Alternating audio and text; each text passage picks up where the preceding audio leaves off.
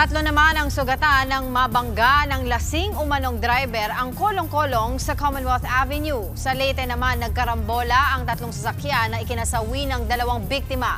Yan at iba pang aksidente sa Frontline Report ni Marian Enriquez. Wasak ang harapan at likurang bahagi ng asul na sasakyang yan nang abutan ng mga otoridad sa Barangay Mudburon, Alangalang, Leyte. Sa di kalayuan naman ang dalawang nakataob na motor. Nasangkot ang tatlong yan sa karambola sa lugar. Base sa investigasyon, kinain ng kotse ang kabilang linya na siyang nagdulot ng aksidente. Patay ang isang rider at kanyang backride, habang sugatan naman ang tatlong iba pa. Hawak na ng mga pulis ang driver ng kotse at mahaharap sa reklamong reckless imprudence resulting in multiple homicide, physical injuries at damage to property.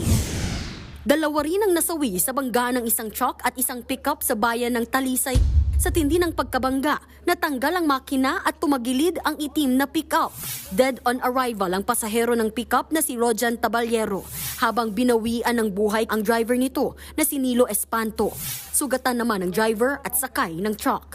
Masasabi po talaga natin na mabilis yung takbo nila, ma'am, kasi makikita natin sa based on impact nila na nawarak po talaga yung Ford Ranger. Actually, natanggal po talaga yung makina ng sasakyan.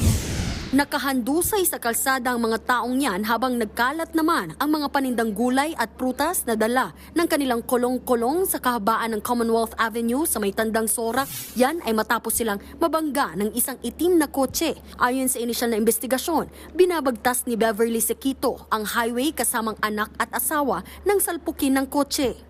Yung kotse po, ang bilis po ng takbo. Dahan-dahan lang po kami dito sa motorcycle. Tapos yun, ang bilis po ng pangyayari po eh. Binundol po kami.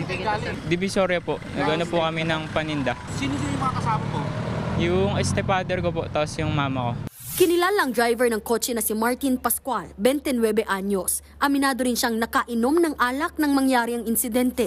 Tatlong concrete barrier naman ang nasira matapos banggain ng kotse. Nagpapagaling na sa East Avenue Medical Center ang tatlong sugatan. Sa Antipolo naman, nangihina ang babaeng yan matapos mapuruhan ang kanyang binti sa pagbangga ng isang jeep sa poste sa may Marcos Highway. Ayon sa driver ng jeep na si Jude, 50 anyos, nawalan daw ng preno ang sasakyan niya. Lost brake lang yan eh. Nawalan ako ng preno. Iniwas ko lang dun sa may, sa single na sinusundan ko. Kaya dito ko binangga sa barrier. At saka iwas na rin sa mga pasahero kung marami masaktan. Dalawa ang sugatan sa self-accident. Posibleng maharap sa reklamong reckless imprudence resulting in damage to property and physical injury ang jeepney driver. Nagbabalita mula sa Frontline, Marian Enriquez, News 5. Mga kapatid, Dimples Romana po, kumpletuhin ang inyong umaga ng mga kwentong puno ng inspirasyon. Salubungin po ang bawat araw ng may ngiti at pag-asa. Kaya't mag-subscribe na po at mag-follow na sa aming social media pages ng News 5.